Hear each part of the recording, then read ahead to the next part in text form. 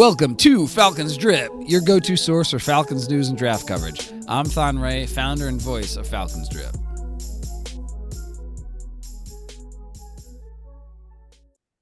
Welcome back, everybody, to Falcons Drip Radio. As always, I'm joined by my co-host Kyle. Today, we're going to go over the recent additions and subtractions the Falcons have done in the past couple weeks, as well as at the end of the show today, Kyle and I are going to talk about DeAndre Hopkins and debate whether he would be a good fit in Atlanta or not.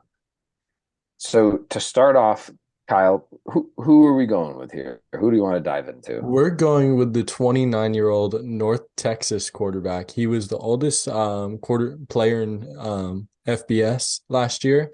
So he's a 6'2", 221-pound quarterback. He was a three-star quarterback out of high school, committed to TCU in 2011 before being drafted to the Yankees in the second round with the 89th pick out of Argyle High School, which is in Texas, where he went to the Yankees. He played 6 years in the minors, reached his highest level was high A, which is in Tampa. And as a minor leaguer in those 6 years, he hit 20 bombs, 148 RBIs, 226 average. He played shortstop and outfield in his time in baseball. And then he was released August 1st, 2017. And at 24 years old, he went to the Arkansas spring practice, but he ended up transferring out because there was too much competition there. Then he went to North Texas, spent 3 years as kind of a backup, started a couple games in those years before competing with Jace Rutter, who's a former UNC transfer. And they both competed for that job, and he ended up winning it in the back half of the season, taking the team over the team after a 1-3 start and leading them to a 6-6 record. They would eventually, including an upset, 45-23 over UTSA, who's 22 ranked at the time.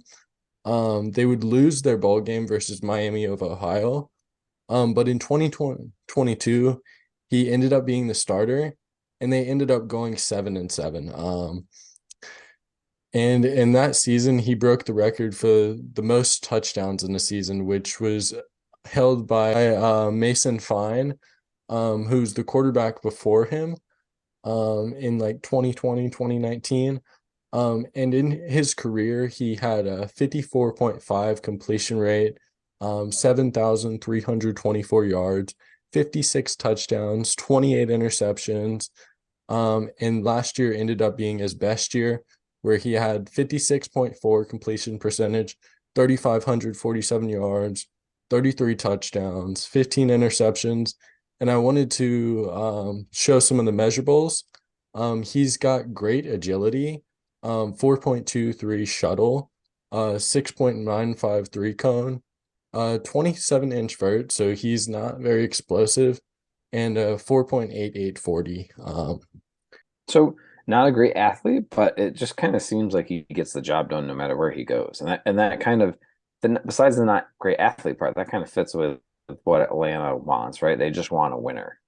For sure. And it's crazy. The guy had so much determination to get to where he is that he ended up going through two sports. He thought baseball was going to be his path to being a big-time professional athlete. Wasn't able to make it in the big-time ranks. Ended up being cut. And then he was like, let me try my hand at football again. And now he's getting an opportunity to hopefully what could be for him, in my opinion, is him competing with Logan Woodside for that quarterback 3 spot, which is mostly likely going to be a practice squad player, which is quite impressive that they're considering a guy who's 29 and going into his first season for a practice squad spot. Well, one thing that'll be interesting too is because now they have the rule where you have an additional roster spot if you have a third quarterback. So instead of 48 guys on the active roster, you can now have 49, but the third one has to be, 49th has to be a quarterback. And I think one thing that could be really interesting here, we'll see what they do. So that third spot, as of right now, will go to Woodside. How do you say his name? Austin Ain? Austin Ain, I think.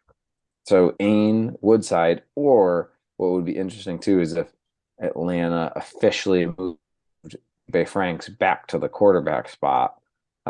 Just in name alone, because was the third string quarterback last year. It's just gonna be interesting to see what they do here with that spot. But Ain definitely, if they decide that Felipe Franks isn't the Felipe Franks project isn't working, Ain has a Mhm. good shot to be that third quarterback with competing with Woodside. So Yeah, which I is think crazy to a good think because this guy, when I saw the Falcons were bringing him to tryouts, I was like, this might just be like a tryout body, but ultimately he showed enough for them to say, hey, this is a guy we like and we want to see more of him. So I'm very excited to see what he can do and see what the Falcons ultimately do with him, whether it's cutting him and him not being on the roster, or whether it's him being practice squad um, type of stuff. So very interesting to watch.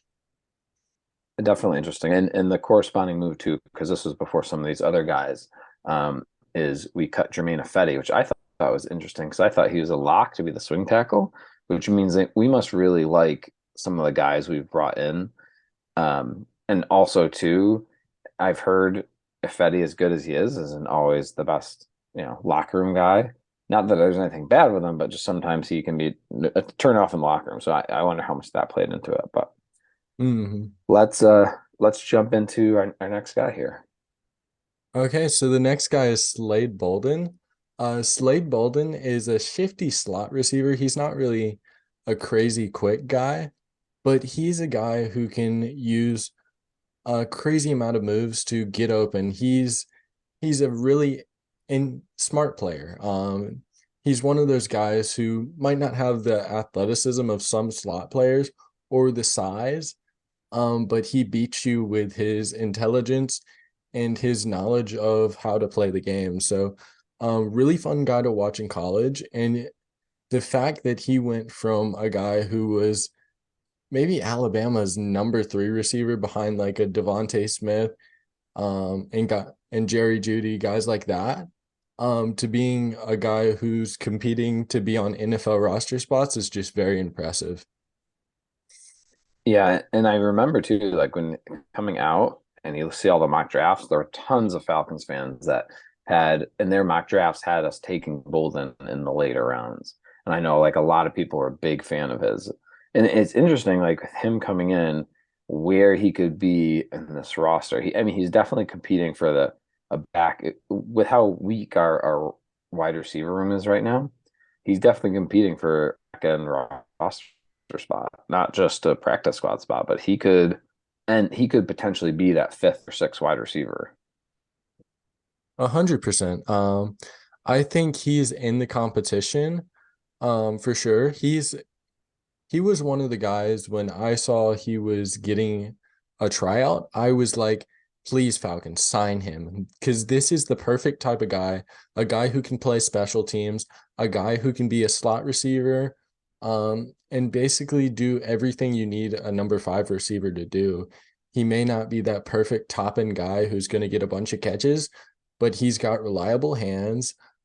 He's a guy who you can bring in and be like, okay, if we need another option, maybe we have an injury, he can come in and make a catch. He's not going to ruin the offense.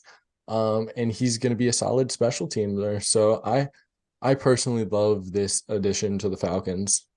My question to you is because I know you're a big Penny guy. Where is he in Penny? Like, where did he and Penny rank for you? Obviously, there's a lot more to come, and there's a lot of camp to go.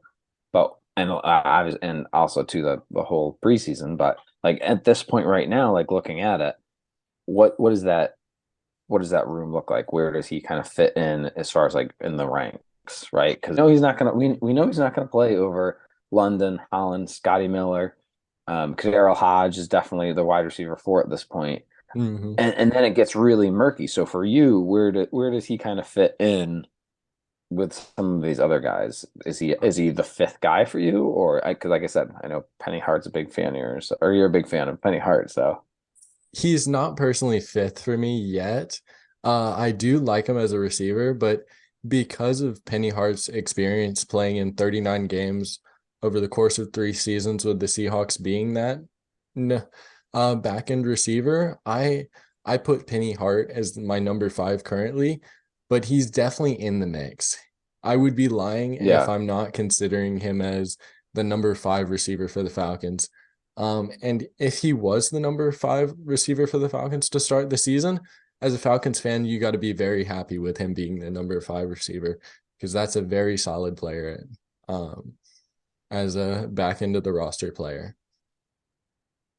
Yeah, agree totally. If not, great practice squad guy who could move up in case there was an injury or competing to eventually become a back half of the roster guy because of that special teams and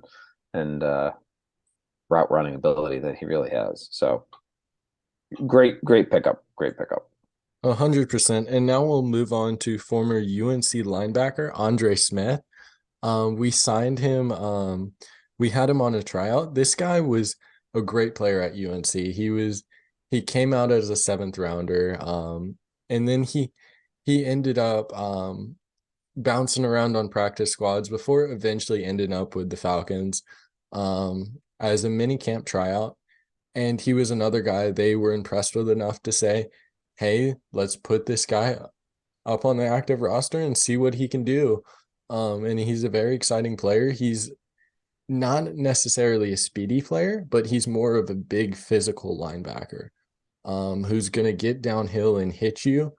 So he's a very exciting player and one I would look at as possibly one of these back end guys. He's either competing for a back end spot or practice squad, in my opinion. He's definitely got the ability to be either. I totally agree. I mean, I this was a great pickup, and he's going to be competing with Tay Davis for that, special teams back end line, like inside linebacker.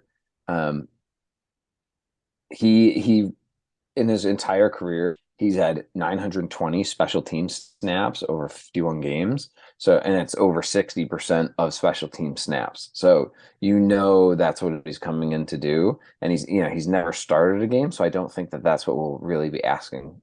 We won't be asking that of him. But same with Tay Davis. Tay Davis never really played a lot of, he never did a lot of games, mostly a special teams guru. And this team takes a lot of pride on our special teams ability, and that's an important part of the game for us. And you see it in the guys that we sign. You see it in their mentality, the plays that they make on special teams. Kadero Hodge is a special teams ace, right? And I know I've brought him up a bunch of times, but we could easily see Andre Smith or Tay Davis become a great special teams player for us. So great pickup, great competition. He's not going to like Caden Ellis or Troy Anderson for a starting job, but a possible backup, possible backup for sure. Special teams ace if he sticks around for the long haul. 100%. He's a big linebacker. He's 6'4", 240 I was saying. He's very big and physical. He's not the fastest, but he's a good big physical linebacker who can play special teams. And I think can be competing with Tay Davis for a special teams linebacker spot, which will be very interesting to watch because he's had some NFL experience. He hasn't just been a practice squad player, although he has bounced around some practice squads and back ends of rosters. So he's definitely on the fringes of, will he be on this roster or will he be like a type of guy they try to hopefully keep under wraps on the practice squad? So, he's going to end up competing. Like I think with addition, the person that pushes the most is probably Nate Land or Dorian Etheridge. Some of those back end guys. Mm-hmm. I assume Michael Walker will make the team, but. Yeah. So I think Michael Walker is right now the next guy up. And then if we're going to keep 4 inside guys or 4 or 5, it's going to come down to Dorian Etheridge, Nate Landman, Andre Smith, or Tay Davis. So it'll be a good competition going forward. 100%. All of those guys are quality guys. You look at the year when Nate Landman made the roster. He was great when he was in there for what he was getting paid to do. When Dorian Etheridge got his chances, he was a solid player. All of them had their moments. So either way, any of these guys make the roster, you get a quality special teams linebacker and guy who can step in if there's an injury. Guy, we're gonna go Natrone Brooks. Brooks is a Southern Miss cornerback. He's 5'11", 176, the former 3-star recruit. He was a minicamp tryout. He made the Falcons roster. And he's just been impressive. He's been an all-conference player for Southern Miss the past couple years. Really just an impressive athlete and a fun guy to watch. I'm really excited to see if he can make a practice squad roster because I think this DB room is too loaded for him to make the roster, but I think he could make the practice squad and maybe be signed to the active roster if there's an injury. Yeah, his best fit will definitely be at the nickel. And I think his high end, like his top end ceiling, maybe not this year, but in a couple of years, is he could be a starting nickel player in this league. He's going to have to clean some things up, like his tackling and his discipline. But he's shown the ability. He's 5'9", 170 pounds, and I believe he ran a 4.5. So that's not like great numbers. But that being said, he's shown to be feisty and he's shown to look good on tape. And I think that this is a guy who some people projected to be a priority free agent all the way up to a 6th rounder in this draft. So good pickup. I think that he's shown, it's his explosive ability and his hunger game that I think really drew us to him, And and you were drew talking him to about us. So you go were ahead. talking about the fact that he could be starting nickelback in this league in a couple years. And I want to mention the Mhm. last guy to do that with the Falcons who went undrafted was Brian Poole out of Florida. Mm. And he's made a solid career with the Falcons, with the Jets being a nickelback. So it'll be very interesting to see if he can carve out a Brian Poole type role. Yeah, I almost wonder if he moves to play like safety, and I guess that's kind of what the nickel is these days. Just because he's super explosive, he's got a knack for the football. Um, he has good route recognition and good anticipation. You know, he's a playmaker, but it's just that long speed that I think has people worried, and that's why he fell. Besides the height, it's the height, the size, and the long speed. Um, Hmm. honestly, he feels like a undrafted Clark's. Undrafted Clark Phillips. Yeah. But if you're getting an undrafted Clark Phillips, that's still a solid player. Can Yeah. I'm saying like the quality, right? Like if Clark Phillips mhm. fell all the way to the 4th, like that's why he became undrafted, right? Yeah, that makes sense. All right, let's move on to the next one. Next, we have a 6'5", 200-pound DB and Clifford Chapman. He's a safety who runs a 4.6 out of UTSA. Really solid player and really solid athlete.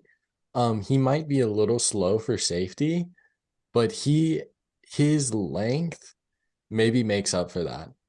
He's got an insane length for the safety's position. So if he's able to, instead of using that speed and maybe make up for it with instincts, he could be an insane safety in this league. I think I don't know if he can play safety. It's just like He might have to move down to linebacker due maybe to that speed. maybe he's so tall. I don't know if he's big enough. So Yeah. in my he would need to add some size to move to safety. And I really like him. I think that at Mm. 6'5" with his long arms, he could kind of really, you know, be a good press cornerback.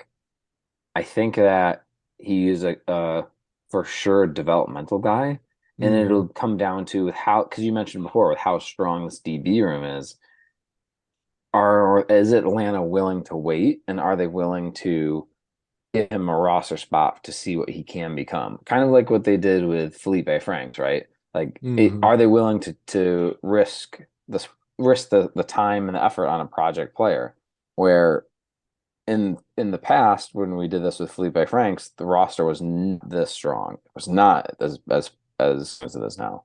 So I think that's what it'll have to be. I think if he sticks around, it'll be for, long-term potential at 6'5" and hoping that 100%. he puts some weight on. But I think we can both agree that if he gets like some of his issues fixed, he could be a very great starting quality player. So I'm really I excited to see what he can do. I like him a lot. I'm a big fan. You can't help but UTSA cornerback who's 6'5". You can't help but think of Tariq Woolen, right? I mean, I can't help but like when I see the size, I'm like, this dude's gonna be good. But with there's still some issues. Even with the size, you still see some issues, and you're like, hopefully he can fix that. Otherwise, this might not be a great corner. He might it's be. I would say like his biggest flaw right now is his direction, and I don't know if that's a lack of ability, a lack of knowledge of the position and not really knowing what's going to happen. I don't know if that's just his athleticism. So I think this will be a good this will be a good test for him this offseason, and they're going to really be able to look at him and scout, and I mean, I love bringing him in. I really do. I think he's a great guy that you want on your roster in the preseason. And then from there, Atlanta and Coach Smith and Nielsen will be able to sit down and determine, okay, is this a guy that we think we can turn into something, or is this a guy that is gonna just hold up a roster spot, and we'll kind of see what happens. Yeah, it's definitely really interesting to see. But I really like what the potential he brings. I'm not saying he's gonna live up to that potential because the more likely case scenario is he doesn't live up to the potential and he flames out and doesn't isn't able to fix the stuff he's able to um could fix to be that top end quality guy. But if he does, in the like 10% chance he does, he could be a very solid starting level player in the league. Even if he's just a guy that can come in and match up with bigger wide receivers, like even if he That's can be that, perfect. he can play. But if he can't improve on the short area quickness, he won't be able to make it. So we'll have to see what happens. Okay, so next up we got Barry Wesley. He's a Colorado State guy. He went to the XFL, and he played well enough to get the Falcons' attention and get a mini camp tryout where he impressed enough to end up getting a roster spot, which is interesting to see. I think he's a guy that's probably competing for a practice squad spot. It may be late in roster spot, but I'd probably lean towards practice squad spot because he's still pretty young. Hmm. Yeah, I agree. I think he at 6'7", and he's got great length, but I don't know if he has enough at this point. Um, you keep 8 to 9 offensive linemen, and right now off the bat, we've got the starting five. We've got the starting five, and then the sixth being Hennessy or Bergeron, whichever one you see isn't starting, right? Mm. So that leaves essentially two more spots, and we've just brought a lot of guys on, right? Brought a lot of offensive linemen in that I think it'll be hard for him to make the active roster, but no reason he can't be a practice squad guy and a developmental guy. So I thought it was a great pickup. I 100%. mean, he did play college. He did play 4 of the 5 offensive line positions, so he can play all over. I believe he Yeah, didn't which play is center. very key. So, Versatility and availability is some of the mhm. biggest things in the leagues like the NFL. Yeah. So So let's see what happens. I like him as a project guy. yeah, I don't have much to say about him. So you want to move on to the Boston College safety, former Let's do it. Boston College safety. So next up, we move to another XFL guy and former Boston College safety, Lucas Dennis, a solid player who also in the same way gained the attention of the Falcons by getting a mini camp spot, then ending up on the active roster when they did some of the signings. I was not expecting a bunch of big signings where they were going to take a bunch of XFL players, but Falcons took some of the most of any team with like 3 XFL guys. And I do want to mention he's a 26-year-old now. He spent some time with the Buccaneers in 2019. And he had some solid moments at Boston College. He's 5'11", 190 at safety. So he's definitely a smaller safety. But he'd definitely be competing for a practice squad spot, in my opinion, because their safety room is way too full. Otherwise, on most rosters, maybe he'd be competing for a backroom roster spot, but they're bringing him in to compete for a practice squad spot. And it's really going to see, or he would really have to surprise, right? Which I think maybe he could, but he would really have to surprise us to make the roster. I think that especially when you throw in Flowers and Helms, right? Those are 2 guys they'll be competing for a roster spot at this point, unless they Mm. move, consider one of them, unless they consider Flowers a safety or however they do it. It'll be really interesting to see how they build this roster. But um, I like Dennis a lot. He's similar to Natrone, where he has everything except he's a little shorter, a little thinner, and he didn't test as well as you'd hoped. So let's just see what happens. He was, projected late round guy, would have been projected higher if he had done better at the combine. So let's see what happens. I love the pickup. 100%. He's a great player. Um, who's who's had some good defensive moments. I'm looking at some. Looking at Lucas Dennis's stats. When he was at Boston College, he had 9 interceptions across 4 seasons. With 7 coming in 2017. So a guy who can be that ball hawking safety, that Earl Thomas type of safety. But he he has to show it consistently, which he didn't at Hmm. Boston College. He did it for 1 year, but not the others. So it'll be interesting to see if he can get more consistent, improve some of his weaknesses, and hopefully become a better player and maybe make a push for this roster. But I don't think he does due to the depth being so good for the Falcons. And then our And last XFL guy. Oh, go on ahead. to our last XFL guy, we got Laquel London. Laquel London is one of those guys who was not even on Falcons minicamp roster. I believe he was doing some stuff for another team. Then the Falcons liked what he did for that other team and said, "Hey, we're gonna decide to sign him."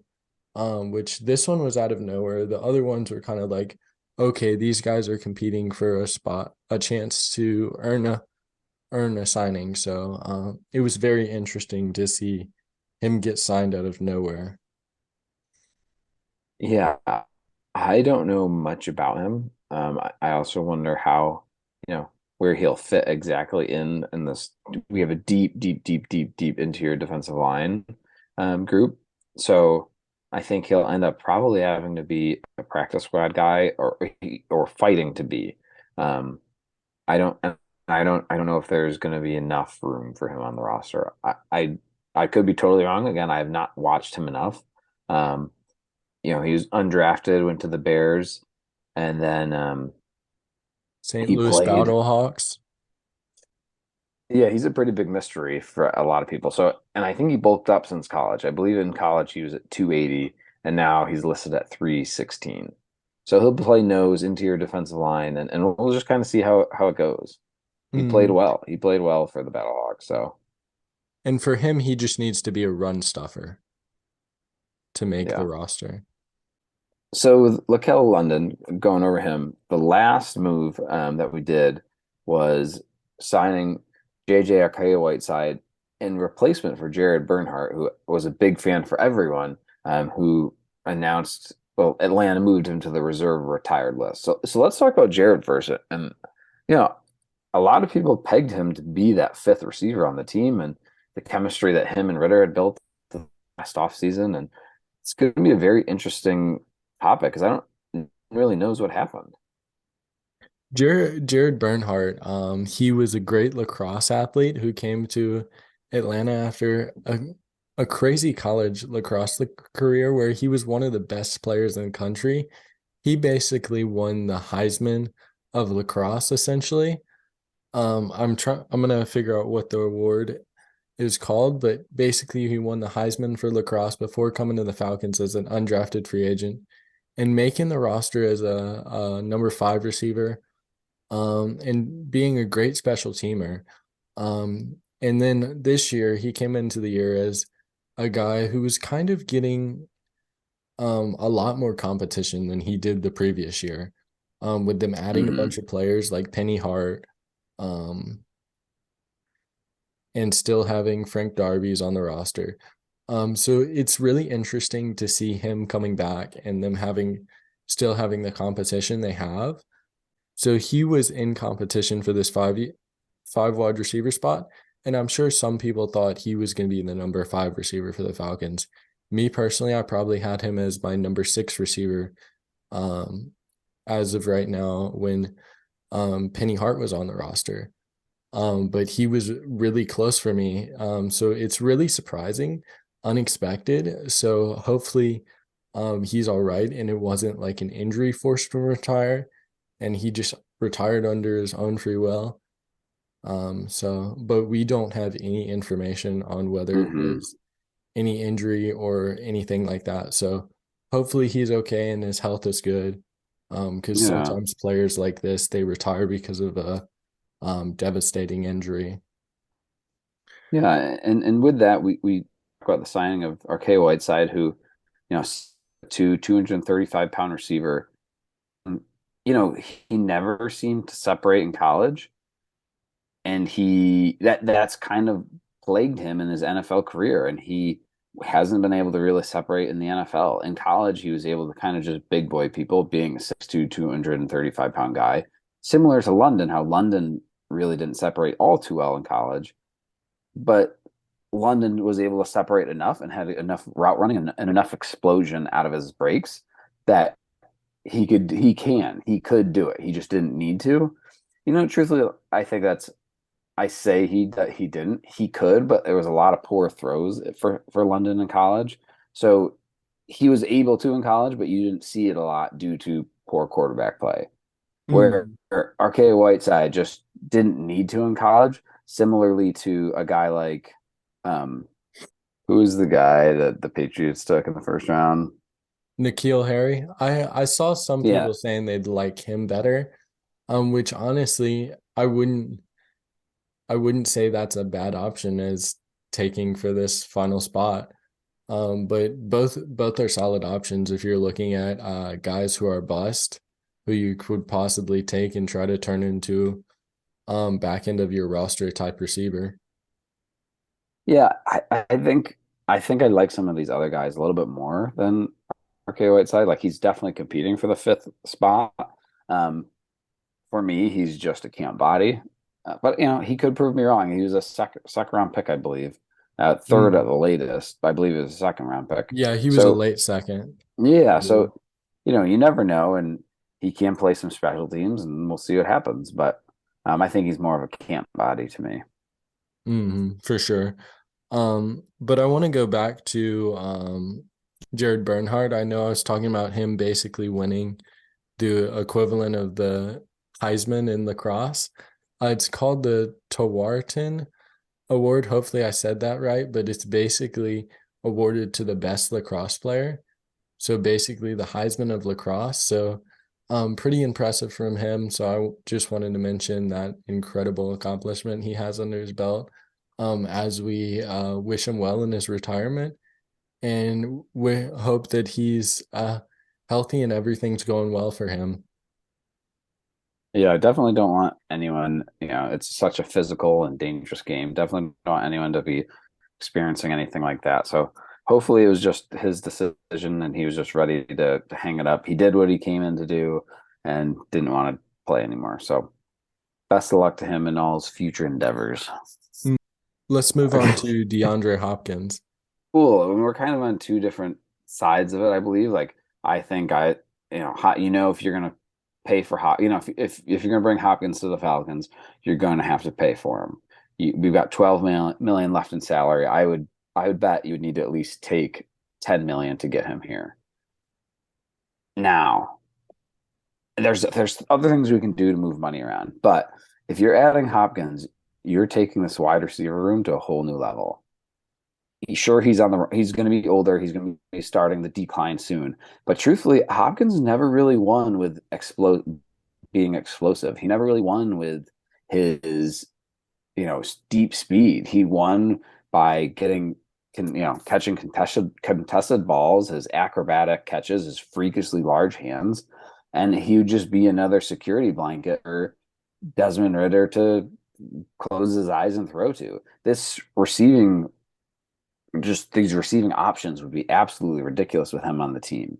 And he would take this whole thing to the next level. So I'm a big proponent in signing him like I said, the 10 million. Obviously, if you can get him for cheaper, because I think that's something that anyone would say, right? Like 5 million. If you could say 5 million, for sure, it's a no-brainer. It's a no-brainer. But at this point, we're saying he would probably take up as all of our cap that we have right now, or probably more. For me, if you can get him on a solid contract, let's say 10 mil or under, where you cut a couple guys to create space, because you can do that. Make a couple cap casualty moves to bring in a guy who's going to improve your roster more than those other guys were making, improving your roster. I would say bring him in, because it's all about improving what improves your roster the most. If it improves your roster more than keeping a couple guys who are probably back-end players, then do it. The reasons why you wouldn't bring Hopkins in is if you're afraid that he's going to be upset when he's not going to get the ball a lot, right? Because we're such a run-heavy offense, and we have London and Kyle Pitts who are definitely going to get some targets. So he's going to, and I'm not going to say he's going to be the third guy, because it's very well he comes in and he's the number one guy in this offense. But London and Pitts are going to get their touches. Like there's no, and in the run game, you got Pitts, London, the run game, and then guys like Bijan are going to get some catches too. So if you think he's going to be a problem for that, or if you think he's too old and he's on the decline, then you would never want to pay him that much. 100%. I personally think I think he'd be totally worth it. Me too. My only concern is like the Julio concerns late in his career. Is he gonna get mad that he's not getting the ball enough? And is he gonna have injury problems? Is he gonna lose what he used to have, that explosiveness, that great acrobatic catching ability, some of those athletic tools that helped him be successful in this league? Because a lot of dudes, they lose some of that stuff. So it's betting on is he able to keep some of that ability and be that number 2 receiver in this offense. And a lot of people too, coming out and saying, "Oh, he'll never come to Atlanta. He wants to go to a winning team." There's a reason Calais Campbell's here, guys. Like I'm sorry to point you out. Calais Campbell passed up on the Jets, knowing they were getting Aaron Rodgers, to come to Atlanta. So if you think DeAndre Hopkins won't, then I don't know what to tell you. We'll talk in 2024 after a 12-5 season. But we're going to win this year, and we're going to win a lot. If he didn't want to come to Atlanta, it's because he wouldn't be getting the targets that he wants to get, not because he doesn't think we're going to win. 100%.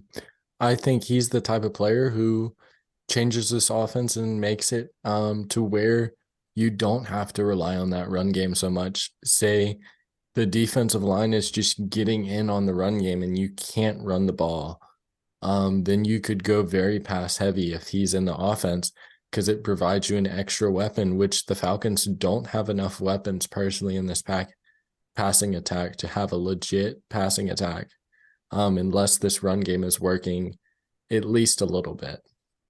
Yep. I mean, he would come in and be competing for the number one target, right? Like I've been saying all offseason that Kyle Pitts is the number one guy here, even if he's getting, he's going to be the guy that everybody focuses on. You should bring in a guy like DeAndre Hopkins. Two things: if they're focusing on Kyle Pitts, DeAndre Hopkins is going to eat. So is Drake London, by the way. Both of those guys are going to tear their cornerbacks up if the focus is on Kyle Pitts. Or if you bring in a guy like DeAndre Hopkins, might lean his way, freeing Kyle Pitts up. So, like you said, just another fantastic, and then that leaves Bijan Robinson, Jonnu Smith for the underneath routes and just to really tear people up after the catch. So, would love to absolutely see him on this squad. Will it happen? It's tough to say. Let's see what he wants to do. Let's see what we want to do, because you never know with Terry Fontenot, and you also never know, he's such a big time mental makeup guy. If he thinks that the way DeAndre Hopkins has carried himself isn't up to par, then there's no way we'll sign him. But if you think, if he thinks that he'll come in and push the team and he'll work it hard, then he'll for sure be on the team. 100%. If it all works out. Yeah, 100%. I know a lot of players have been saying they would love to be on this team. I've seen Mohamed Sanu on Instagram saying he'd be down to come back to Atlanta. So it'll be interesting to see if Falcons make another move at receiver and get someone like a DeAndre Hopkins or someone like a Mohamed Sanu, N'Keal Harry, or one of those receivers that are still out on the market who could possibly improve this wide receiver room. And I would not be shocked. I feel like we're still waiting to see what happens with Corey Davis. Like, I feel like Corey Davis is bound to get cut, and we're just waiting to see what happens. So, yeah, there's plenty of guys on the market who would improve this roster, in my opinion. It's just whether the Falcons think they improve it enough for what they would cost them. Yep. So with that, you want to finish it off? Yeah, so just with that, guys, we went over the new additions and the new subtractions, and we didn't really talk about all the subtractions, but we did talk about some of the guys that we cut or retired. This squad is heading in the right direction. We're bringing in a lot of quality competition in the back end of the roster. There are still a few guys out there that would be good for Atlanta to bring in and are being talked about. DeAndre Hopkins, Yannick Ngakoue, Jadeveon Clowney, Marcus Peters, lots of guys out there that are kind of being talked about. We've got the money to possibly bring in one more higher end guy. So let's just see what happens. And if we don't, I think this is a great squad, and I can't wait to see what 2023 brings us. 100%. And with that, I hope all of y'all have a good day and enjoyed watching this podcast. And with that, rise up and go Falcons. Rise up. Again, this is Thon Ray. You guys can follow us at Falcons_drip on Instagram, Facebook, and Twitter. Please make sure you subscribe, follow, whatever you need to do to get the alert for our next episode. If you guys enjoyed today, please leave us a review. It always helps us grow. Until then, see you next time. Rise up.